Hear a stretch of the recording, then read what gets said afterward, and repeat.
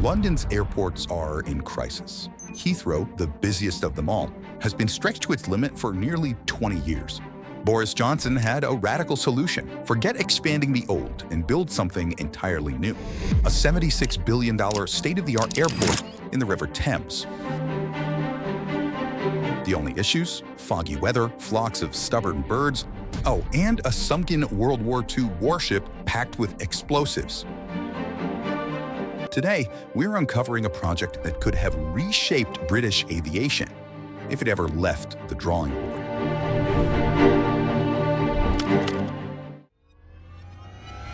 So, why does London need a new airport in the first place? Well, to understand that, we need to look at its existing aviation network. The United Kingdom's capital is the world's busiest airline market, serving thousands of flights daily across 6 international airports. Whether it's a downtown location, like London City Airport, or a focus on European flights, like Stansted Airport, each has a unique role connecting London to the rest of the world. But Heathrow is the biggest and the most well-known. Heathrow's story begins in 1930. When British engineer Richard Ferry bought a 150-acre plot for about $73,000 in the village of Harmondsworth. It started as a simple grass runway for testing aircraft and was used as an RAF base during World War II. Then it launched its first civilian flight in 1946, a converted bomber that took 35 hours to reach Buenos Aires. From there, the airport grew quickly with the boom in commercial aviation. And by 1961, all those military tents had been replaced by modern terminals. These days, Heathrow connects over 200 destinations across 84 countries, handles 80 million passengers every year, and is the UK's largest port by value. More than 40% of Britain's non-European Union exports flow through its terminals, so you can see how it's pretty vital to the nation's economy. The trouble is, the airport faces a serious problem.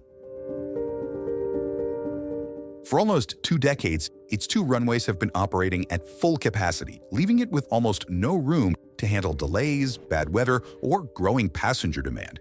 And the situation is becoming more and more urgent. By 2050, demand for all of London's airports combined could reach 400 million passengers per year, more than double today's total. Lines will get longer, fares will shoot up, and passengers are likely to pay a lot more for long-haul flights.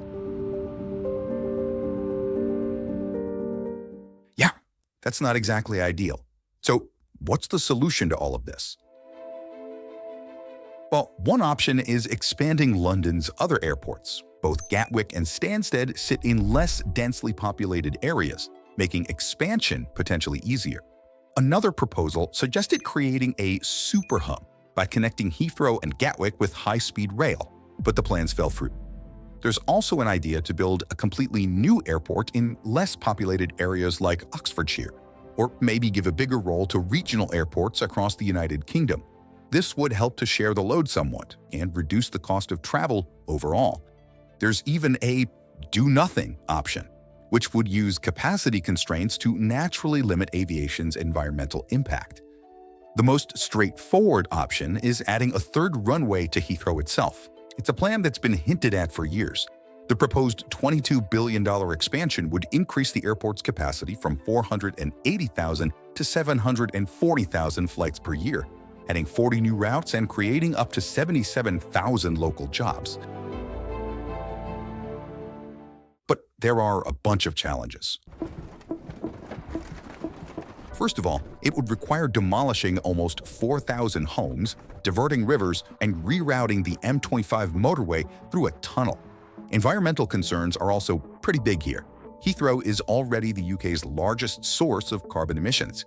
While the project received government approval in 2018, legal battles and the pandemic have delayed progress, and as of 2025, construction hasn't even begun yet. But none of these solutions captured the public's imagination quite like the plan to build a completely new airport in the Thames. The Thames Estuary Airport proposal, officially named London Britannia Airport, would be one of the most ambitious infrastructure projects in British history. It calls for a massive 6-runway hub built partially in the Thames Estuary, capable of handling 150 million passengers every year. And if you're keeping score, that's nearly double Heathrow's current capacity. The project earned the nickname Boris Island because then London Mayor Boris Johnson was such a huge fan. He brought together architects, marine experts, environmental specialists, and aviation professionals to develop the $76 billion proposal. At the time, a lot of people considered it a fantasy, but some saw it as a modern vision for British aviation, the main obstacle being finding the money to fund it all. Boris was optimistic that international investment, possibly from China, would help to fund the project. So what would this Thames airport look like? It would be constructed on the edge of the Isle of Grain, the easternmost point of the Hoo Peninsula in Kent.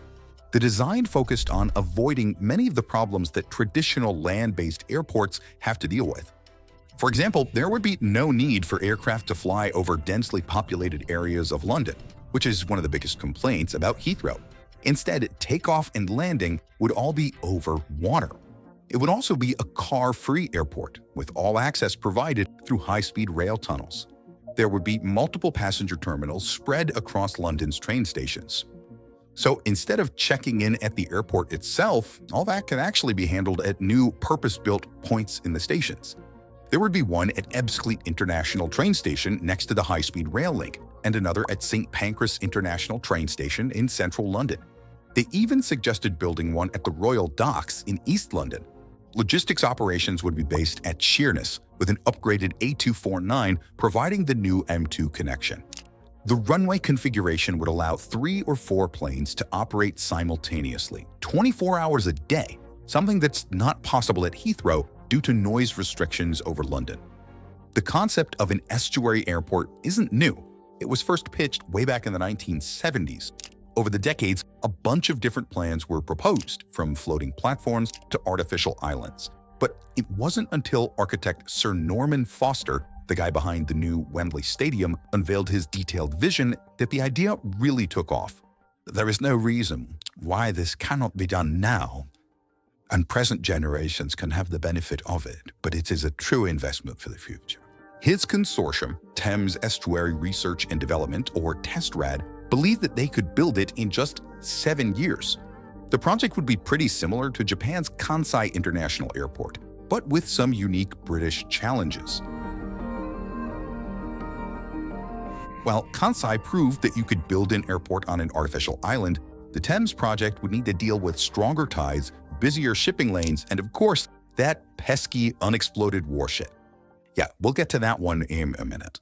According to TESTRAD, the $76 billion investment could even be recouped through the redevelopment of Heathrow's current site.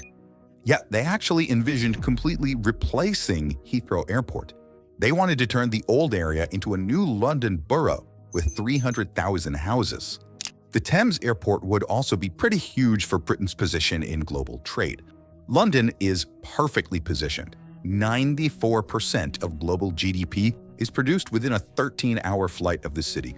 While Heathrow is currently Europe's busiest hub, airports in Paris, Amsterdam, and Frankfurt are expanding fast. Without more capacity, London risks losing its crown. If the new airport got anywhere close to 150 million passengers, it would be far more than its European rivals. Okay, sounds great. So, what's the problem?